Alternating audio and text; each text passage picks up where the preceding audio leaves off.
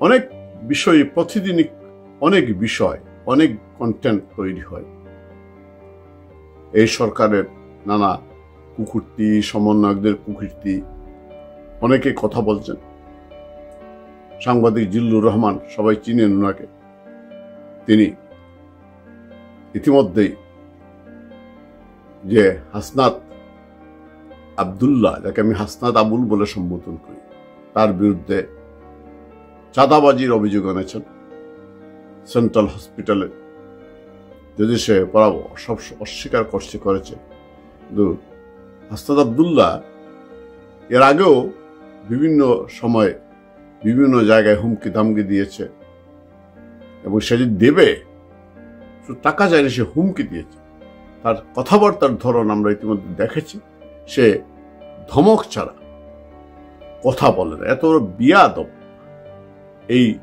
এদেরকে দেখে আজকে এই বিয়াদব প্রজন্ম সৃষ্টি হয়েছে। দুইটা বিয়াদব, একটি হচ্ছে, সবগুলোই বিয়াদব, এর মধ্যে সেরা বিয়াদব হচ্ছে হাসনাত আব্দুল্লাহ এবং সার্ভিস আলম। পাশের থেকে কঞ্চি পরে যেভাবে, সেইভাবে কথা বলে। এখনো নাক টিপলে দুধ বেরোবে, হাঁটুর লুম এখনো কালো হয়নি। যেভাবে কথা বলে বিয়াদবের মতো, রাজনীতিবিদদেরকে, বয়স্ক মানুষকে অসম্মান করে। মনে হচ্ছে সেই দেশটি চালাচ্ছে, তারাই চালাচ্ছে। আসলে তারাই তো চালাচ্ছে, তারাই তো সেই কুকুরের লেজ। বিদেশে আছে কয়েকটা লেজ, এই দেশে আছে কয়েকটা লেজ। যাই হোক, আরেকজন, কিন্তু যত দিন যাচ্ছে মনে হচ্ছে আসলেই এই সরকারটি, এই ইউনূস ভদ্রলোকদের পছন্দ করে না। এই সরকার ভদ্রলোকদের সরকার নয়। যারা সত্য কথা বলে তাদেরকে সে কোন অবস্থায় টলারেট করতে পারে না। এরা সর্বশেষ উদাহরণ হচ্ছে আমাদের শিক্ষা উপদেষ্টা, অর্থনীতিবিদ, একজন সম্মানিত ব্যক্তি। আমি তাকে, যদিও এই সরকারের উপদেষ্টা হওয়ার কারণে তার প্রতি আমি পছন্দ করিনি, তারপরে ওই লোকটার প্রতি একটা শ্রদ্ধাবোধ আছে। নিরেট ভদ্রলোক এবং সৎ, প্রমাণিত সত্য। আজকে উনাকে শিক্ষা মন্ত্রণালয় থেকে সরিয়ে দেওয়া হয়েছে। যদি বলা হয়েছে উনি দায়িত্ব পালন করতে পারছেন না বলে তাকে উনি সরে গিয়েছেন, কিন্তু কথাটা ঠিক নয়। তার কারণ হচ্ছে, কয়েকদিন আগে তিনি এই সরকারের বিরুদ্ধে কয়েক কোটি টাকা লুটপাটের কথা লুটপাট হওয়ার কথা বলেছিল। কারণ উনি সত্যবাদী মানুষ, উনি, এটাই বাস্তবতা, এটা সবাই জানে। এবং নিরেট ভদ্রলোক। আর ওয়াহিদুদ্দিন মাহমুদকে ভদ্রলোক যে বলবে না, তাকে আমি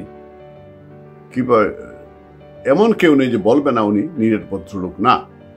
পছন্দ করি না বলে বা উনি উপদেষ্টা হয়েছেন বলে তার যা আছে সেটা বলবেন, তা তো হয় না। তাকে সরিয়ে দেওয়া হয়েছে।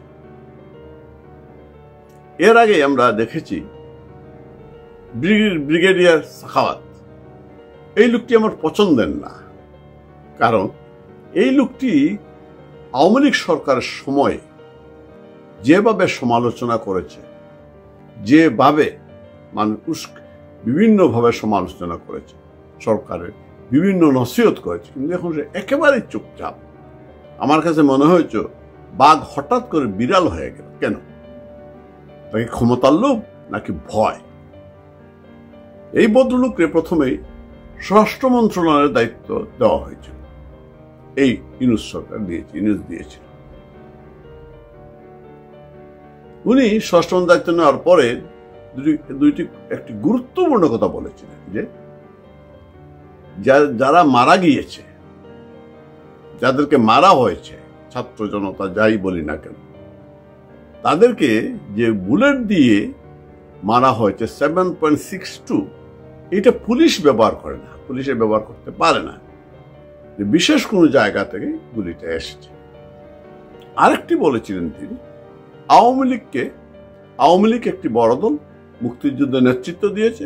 আওয়ামী লীগকে বলবো তারা যেন সঠিকভাবে ঘুরে দাঁড়ায়, তারা আবার চাইলে দাঁড়াতে পারবে। অর্থাৎ তিনি আওয়ামী লীগের কিছুটা হলে প্রশংসা করেছিলেন। সেই কারণে তাকে তাৎক্ষণিকভাবে মব করা হলো, অর্থাৎ ঘোষণা দেওয়া হলো যদি স্বরাষ্ট্র উপদেষ্টা পদত্যাগ না করেন তাহলে তাকে পদত্যাগে বাধ্য করা হবে। ভদ্রলোককে স্বরাষ্ট্র মন্ত্রণালয় থেকে সরিয়ে দেওয়া হলো, আনা হলো কাকে? এই হিজড়া টাইপের এই জাহাঙ্গীরকে, বর্তমান স্বরাষ্ট্র উপদেষ্টা।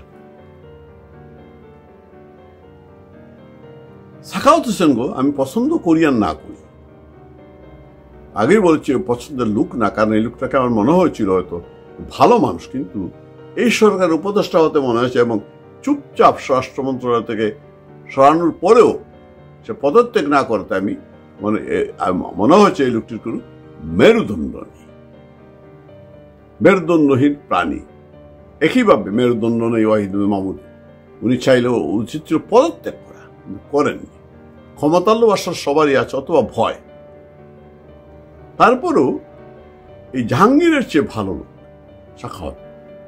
দেশের যে আইন শৃঙ্খলা পরিস্থিতি, কিন্তু প্রশ্ন হচ্ছে দেশের আইন শৃঙ্খলা পরিস্থিতির এত অবনতি, এত ধর্ষণ, ডাকাতি, মব, যার কারণে এই সরকারের সমর্থক যারা এদের এই ইউনূসকে এবং এই সরকারের ক্ষমতায় বসিয়েছে, তারাই যখন রাস্তায় নেমে এই স্বরাষ্ট্র উপদেষ্টা পদত্যাগ দাবি করল, নির্লজ্জের মতো সেই স্বরাষ্ট্র উপদেষ্টা পদত্যাগ নিজে থেকে করে, অথবা ইউনূস তাকে পদত্যাগ করে বাধ্য করেনি। আবার সৈয়দ জামিল আহমেদ, উনি ওনাকে শিল্পকলা একাডেমির মহাপরিচালক করা হয়েছে। আমরা সবাই জামিল আহমেদ সম্পর্কে আমাদের সবার ধারণা আছে, উনি একজন ভদ্রলোক, উনি একজন সৎ মানুষ, যতটুকু জানি, এবং তিনি অনেক জ্ঞানী মানুষ। শিল্পকলা সম্পর্কে ওনার ধারণা আছে। তাকে এখানে শিল্পকলার মহাপরিচালক করা হয়েছিল, যদিও তাকেও মধ্যে মধ্যে আপোষ করতে হয়েছে। তিনি কয়েকদিন আগে প্রকাশ্যে পদত্যাগ করে এই যে মোস্তফা ফারুকী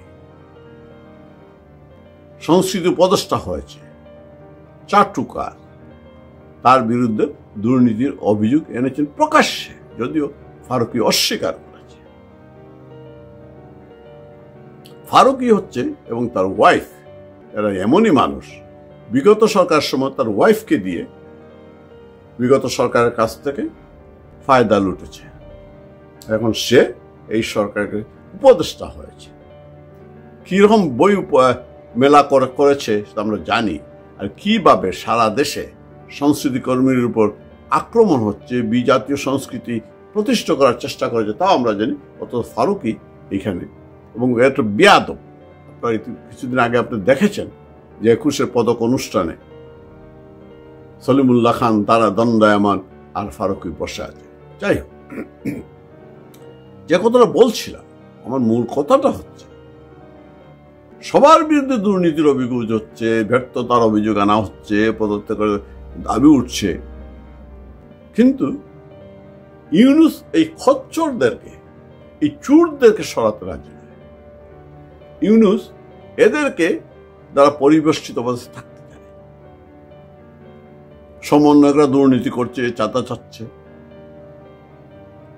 স্বরাষ্ট্র উপদেষ্টা ব্যর্থতার অভিযোগ আছে তার বিরুদ্ধে, নারী বিদ্বেষী কথাবার্তার অভিযোগ আছে, ফারুকীর বিরুদ্ধে দুর্নীতির অভিযোগ আছে। তারপরও ইউনূস কাউকে সরাচ্ছে না, বরং তাদেরকে বিভিন্নভাবে পৃষ্ঠপোষকতা করছে। তাই আমি বলি, এই সরকারটি হচ্ছে, এই সরকার খচ্চরদের সরকার, চোরদের সরকার। এই সরকার কোনো ভদ্রলোকের জন্য নয়। আসিফ নজরুল ইসলামকে আমরা সবাই জানি, এটা হচ্ছে বিশ্ব খচ্চর। ওর স্বার্থের জন্য যা ইচ্ছা তাই করতে পারে।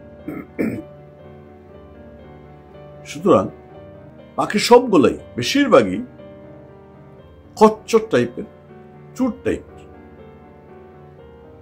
সুতরাং আমার মনে হয় এই সরকারটি আসলে একটি খচ্চর টাইপের সরকার, ভদ্রলোকের সরকার এটা না। ভদ্রলোকের সরকার হলে মিথ্যাচার করত না, ভণ্ডামি করত না, মানুষের সাথে প্রতারণা করত না এবং তামাশা করত না। সবাই ভালো থাকবেন, সুস্থ থাকবেন, সবার জন্য শুভকামনা।